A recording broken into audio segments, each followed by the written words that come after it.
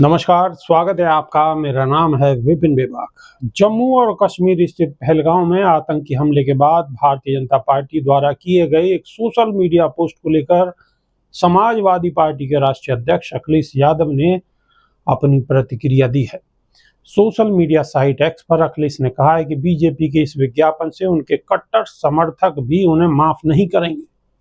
Sapa chief ने लिखा है कि भाजपा ने जम्मू कश्मीर के बेहद दर्दनाक हादसे पर बचकाना विज्ञापन छापकर साबित कर दिया है कि भाजपाइयों की संवेदना उनके प्रति शून्य है, जिन्होंने अपना जीवन खोया है और जिनके परिजनों पर दुख का पहाड़ टूट पड़ा है। भाजपा अब ये विज्ञापन हटवा भी देगी तो भी उसका ये पाप उसके कट्टर समर्थक तक माफ नहीं करेंगे। भाजपा हमेशा आपदा में अपनी सत्ता और सियासत के लिए अवसर ढूंढती है।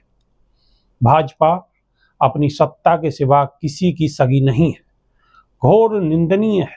यूपी के पूर्व सीएम ने लिखा है कि जब जम्मू कश्मीर में भाजपा सरकार ने सब कुछ अपने मन मुताबिक किया है तो वो इतने अधिक लोगों की असामयिक मौत के लिए अपनी जिम्मेदारी से पल्ला नहीं झाड़ सकती।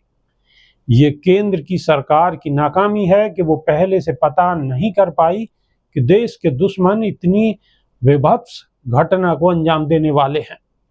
ये कोई पहली बार नहीं हुआ है।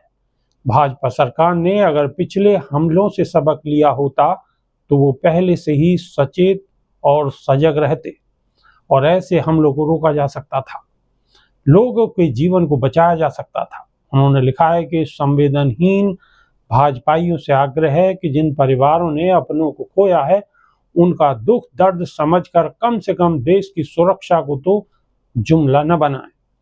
ये असीम दुख की घड़ी है।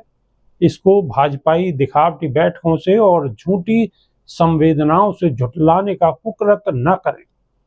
अखिलेश ने लिखा है कि भाजपाइयों और उनके संगी साथियों के खिलाफ देश भर के करोड़ों लोगों के मन में उठ रहा है गहरे दुख और रोष और क्रोध से भरा ये आक्रोशित सवाल गलत नहीं है कि अगर भाजपाई और उनके संगी साथी देश भर के पर्यटकों को जम्मू कश्मीर के भ्रमण पर जाने के लिए प्रेरित कर रहे हैं तो उनकी सुरक्षा के पर्याप्त प्रबंध पहले से क्यों नहीं किए गए।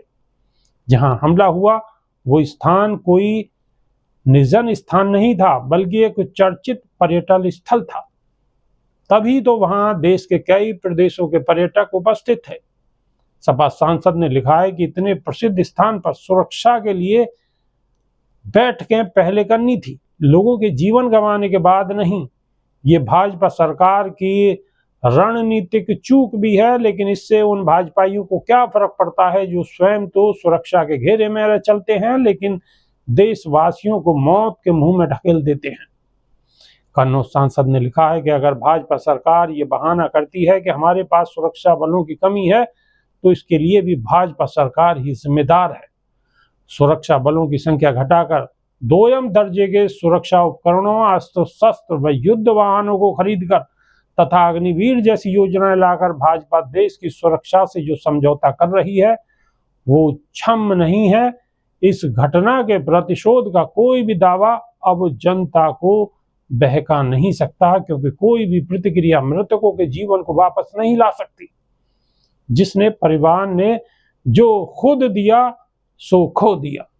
उन्होंने लिखा है कि सच तो ये है कि न तो देश की आज़ादी में भाजपाई उनके सगे साथियों ने कोई योगदान दिया, न वो देश की आज़ादी को बचाने में कोई योगदान दे रहे हैं। लाख माफी मांगने पर भी भाजपाइयों और उनके सगे संगी साथियों को न तो हमारे भारत देश का इतिहास माफ करेगा और न भविष्य। दुख की इस घड़ी में हमारी सच्ची संवेदना उन परिवारों के साथ हैं जिन्होंने अपनों को खोया है। भावभीनी श्रद्धांजलि। नमस्कार।